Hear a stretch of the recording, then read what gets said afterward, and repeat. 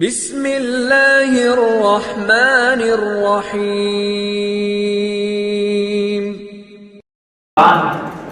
وہ ذات دن میں کئی دفعہ ہمیں اس کی طرف سے بلاوا آتا ہے، پھر وہ ہمیں دیتا کیا کچھ ہے اس کے بدلے میں۔ آپ کے ایک ایک قدم پہ کتنی نیکیاں اور کتنے گناہ مٹ رہے ہیں اور کتنے درجے بلند ہوتے ہیں۔ ایک حدیث میں آتا ہے جب تک بندہ نماز کے انتظار میں رہتا ہے، فرشتے اس کو لکھ رہے ہیں کہ یہ نماز پڑھ رہا ہے، پڑھ نہیں رہا۔ بلکہ ایک حدیث میں تو یہاں تک ہے کہ جب وہ گھر سے نکلتا ہے تو اس کے نامہ اعمال میں یہ لکھا شروع ہو جاتا ہے لکھنا کہ وہ نماز پڑھ رہا ہے۔ جتنا اجر آپ کو نماز میں ملتا ہے اتنا اجر گھر سے نکلتے ہی شروع ہو جاتا ہے۔ کیا یہ اللہ کی تھوڑی مہربانی ہے؟ حدیث میں آتا ہے بندہ گھر سے نکلے، نماز کے لیے انتظار میں ہو، تشبیک نہ کرے، انگلیوں میں انگلیاں نہ ڈالے، یہ ممانعت ہے۔ کئی ہمارے نمازی بھائی صف میں بیٹھے ہوئے نماز کے انتظار میں انگلیاں ڈال دیتے ہیں۔ اس سے نبی صلی اللہ علیہ وسلم نے منع کیا، فرمایا جب تک تم نماز کے انتظار میں ہوتے ہو تم نماز نہیں ہوتے ہو، نہ نماز میں اس کی اجازت ہے، نہ نماز سے پہلے اس کی اجازت ہے۔ اور پھر جب بندہ نماز سے فارغ ہوتا ہے، کئی ہمارے بھائی سلام پھیرتے فوراً پیچھے دیکھتے ہیں کوئی نماز تو نہیں پڑھ رہا، میرے نکلنے کا راستہ ملے گا کہ نہیں، فوراً پیچھے دیکھتے ہیں۔ اگر کسی کو کوئی بڑی مجبوری ہو، اس کا کوئی عذر ہے، وہ جا سکتا ہے، اس کو شریعت نے کوئی پابند نہیں کیا کہ وہ 10-15 منٹ لازمی مسجد میں بیٹھے۔ لیکن اگر کوئی بڑی مجبوری نہیں اس کو، وہ بیٹھتا ہے، ٹائم دیتا ہے، کچھ دیر مسجد میں گزارتا ہے، اس کو کیا ملے گا؟ ذرا اس پہ کبھی غور کریں، ذرا رسول اکرم صلی اللہ علیہ وسلم کے فرامین کو اپنے ذہنوں میں لائیں اور بٹھائیں اور دیکھیں کہ اس سے کیا ملے گا۔ نبی صلی اللہ علیہ وسلم نے فرمایا کہ جب تم نماز سے فارغ ہوتے ہو، جب تک تم میں سے کوئی نماز سے فارغ ہو کے اپنی جگہ پہ بیٹھا رہتا ہے، لا تزال الملائکۃ تصلی علی احدکم ما دام علی مصلاہ، اس وقت تک اللہ کے نورانی فرشتے اس مومن نمازی کے حق میں اللہ سے دعائیں کرتے رہتے ہیں جب تک وہ نماز سے فارغ ہو کے اپنی جگہ پہ بیٹھا رہتا ہے۔ کون دعائیں کرتے ہیں؟ فرشتے۔ آپ نہ بھی دعا کریں، اذکار کر کے آپ چلے جاتے ہیں، جتنی دیر بیٹھ کے آپ اذکار کرتے ہیں فرشتے آپ کے حق میں دعا کر رہے ہیں۔ ہم دعا کرتے ہیں، دعائیں کرتے رہتے ہیں اللہ سے، کچھ قبول ہو جاتی ہیں اور کچھ نہیں ہوتی، بلکہ بہت سی ایسی ہیں جو قبول ہو جاتی ہیں، یا یوں سمجھیں کہ ساری ہی قبول ہو جاتی ہیں۔ اگر انسان اس کا بدن پاک ہے، اس کا لباس پاک ہے، تو اللہ رب العزت اس کی دعا قبول کر لیتے ہیں۔ لیکن اس کے دعا کے قبول ہونے کے اثرات وہ اکثر ظاہر نہیں ہوتے۔ ہم سمجھتے ہیں کہ ہماری دعا قبول نہیں ہوئی۔ اصل بات یہ ہے کہ ہم مسلمان جلد باز ہیں، اکثر جو ہے وہ کہتے ہیں جلدی سے جو ہم مانگ رہے ہیں ہمیں مل جائے، اگر تھوڑا اس میں تاخیر ہو جائے تو ہم سمجھتے ہیں ہماری دعا ہی قبول ہوئی۔ یہ فکر ٹھیک نہیں ہے، یہ درست نہیں ہے۔ حقیقت یہ ہے کہ دعا قبول ہو چکی ہوتی ہے، لیکن جو چیز آپ مانگ رہے ہیں ابھی اللہ کے عطا کرنے کا فیصلہ نہیں ہے۔ اللہ آپ کو اگر وہ دینا چاہتا ہے، جب اس نے فیصلہ کیا ہے وہ آپ کو دے دے گا۔ اور کئی دفعہ ایسے ہوتا ہے کہ ہم دعا مانگتے جاتے ہیں، ہمیں اس کا اثر فوراً ظاہر ہو جاتا ہے، فوراً اس کے اثرات ہمارے سامنے آ جاتے ہیں، دعا قبول ہو جاتی ہے، ہم سمجھتے ہیں دعا قبول ہو گئی۔ لیکن اگر تاخیر ہو گئی تو یہ بات یاد رکھیں، آپ کی وہ دعا وہ ضائع نہیں جا رہی، وہ عبادت ہے. دعا عبادت کا بھی نچوڑ ہے اور عبادت کا خلاصہ ہے. نبی صلی اللہ علیہ وسلم نے فرمایا الدعاء هو مخ العبادہ، دعا عبادت کا مغز ہے. وہ نہ ضائع کیوں کرے گا؟ وہ اللہ کے ہاں سٹور ہو رہی ہے، ذخیرہ ہو رہی ہے. اور ایک حدیث میں آتا ہے قیامت کے دن انسان اپنے نامہ اعمال میں کچھ نیکیاں ایسی بھی دیکھے گا کہ جو وہ سمجھے گا یہ میں نے نہیں کی ہوئی. بے شمار نیکیوں کے ڈھیر دیکھ کے کہے گا یا اللہ یہ نیکیاں کہاں سے آ گئی میری، یہ کیسے ہو گئی؟ اللہ کہے گا کہ تو دنیا میں دعائیں مانگتا رہا ہے، یہ تیری ذخیرہ کی ہے، میں نے سنبھال کے رکھی ہوئی ہے. ہمارا رب ہماری دعاؤں کو ضائع نہیں کرتا. ہم سمجھتے ہیں قبول نہیں ہوئی، ہم اکتا جاتے ہیں، اللہ کے متعلق باتیں کرتے ہیں، ہماری تو سنتا ہی نہیں. اور کوئی بد نصیب ایسے ہوتے ہیں کہ اللہ سے کچھ دیر مانگ کے پھر کیا کرتے ہیں؟ کسی اور کے سامنے جا کے ہاتھ پھیلا دیتے ہیں. اللہ تو دے نہیں رہا، تو شاید دے دے، تو دے گا. اللہ اکبر. اس سب سے بڑی ہستی، شہنشاہ، سب سے بڑے بادشاہ کو چھوڑ کے جس نے دینے کے لیے کسی سے اجازت نہیں لینی، جس کے پاس خزانوں کے ڈھیر ہیں، جو کسی کا محتاج نہیں، جس نے کسی سے مشورہ بھی نہیں کرنا دینے کے لیے، اگر وہ تجھے نہیں دے رہا وہ سمجھتا ہوگا کہ تیرے لیے یہ بہتر نہیں. ابھی وہ تجھے اس سے بہتر تیرا دینا چاہتا ہے، یا تجھے کئی آفتوں اور پریشانیوں سے اس دعا کے نتیجے میں بچا رہا ہے. مت سمجھیں دعائیں ضائع جاتی ہیں، کئی آفتوں اور پریشانیوں سے انسان بچ جاتا ہے اس دعا کی وجہ سے. لیکن انسان جلد باز کسی اور کے در پہ جا کے ایمان بھی برباد کر لیتا ہے، عزتیں بھی برباد کر لیتا ہے، مال بھی لٹا لیتا ہے.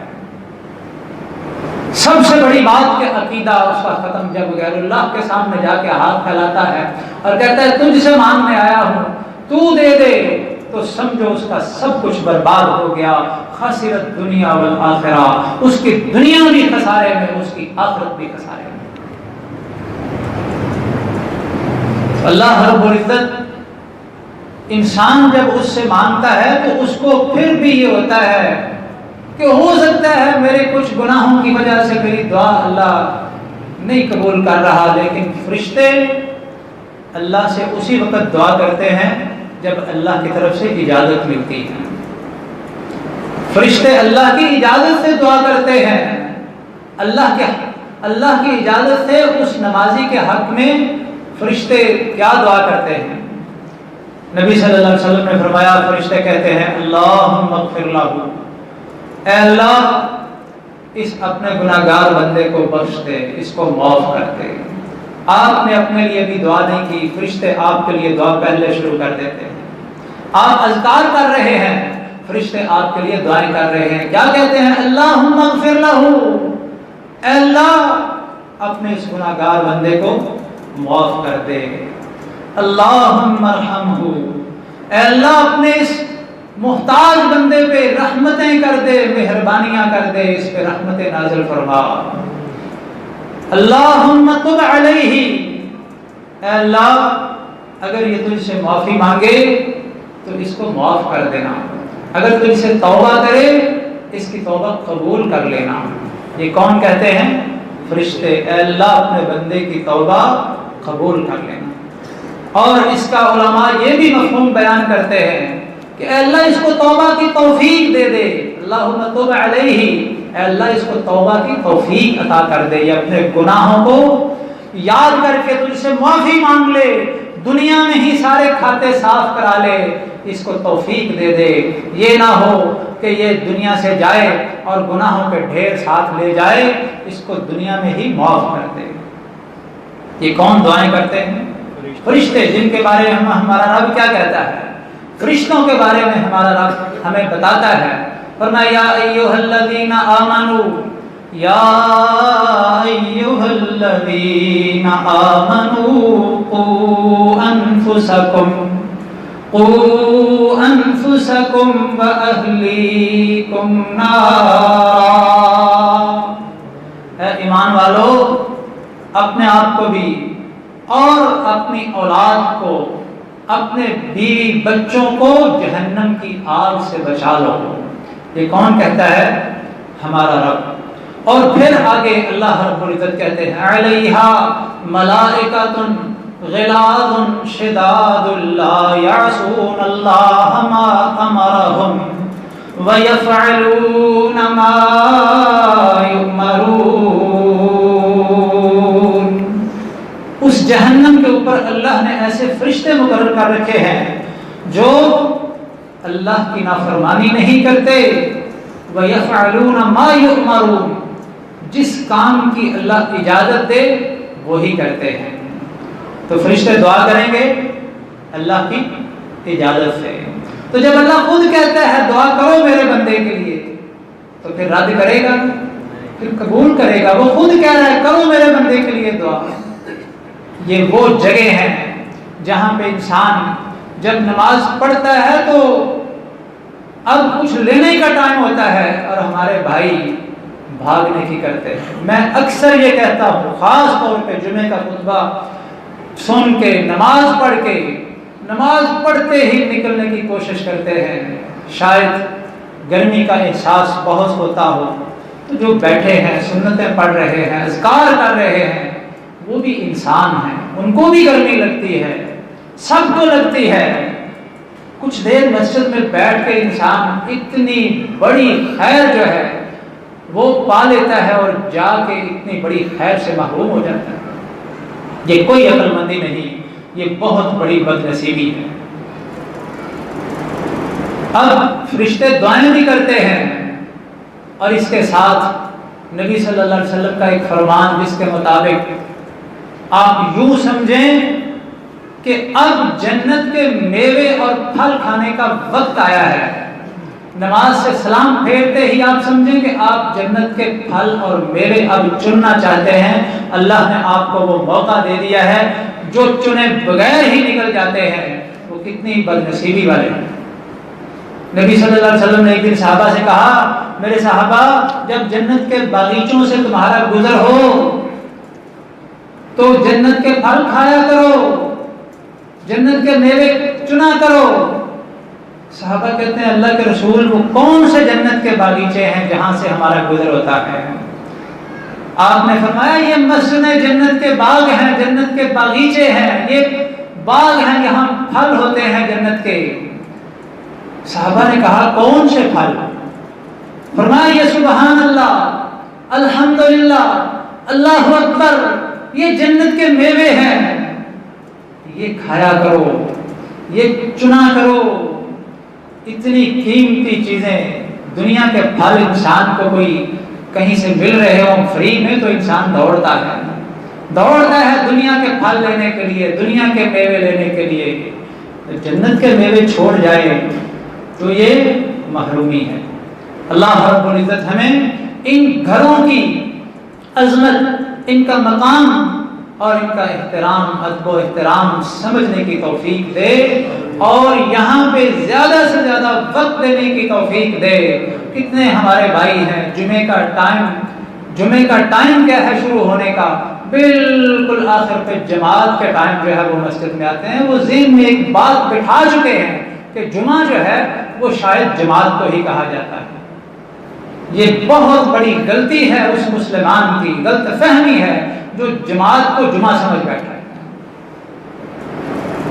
جماعت کو اگر نصف کیا ہمارے رب نے 2 رکعتیں کر دیا ہے تو اس وجہ سے کیا ہے کہ ان کے بدلے 2 رکعتوں کے بدلے خطبہ ہے. اگر کوئی مسلسل خطبہ چھوڑ دیتا ہے, سنتا ہی نہیں, اس کا جمعہ کیسے ہوتا ہے؟ بڑی مجبوری ہوگی, انسان کے سفر پہ گیا ہوا تھا, لیٹ آیا واپس, وہ تو مجبور ہو گیا. گھر میں بیٹھے انسان بلا وجہ, اور پھر پہلے آنے کے انعام کتنے ہیں, سب کچھ انسان چھوڑ دے, یہ محرومی ہے. اللہ رب العزت ہمیں ان گھروں کے حیثیت, ان کے مقام کو سمجھ کے ان گھروں میں اس کے مطابق آنے کی, بیٹھنے کی, وقت دینے کی توفیق دے. وآخر دعوانا الحمدللہ رب العالمین.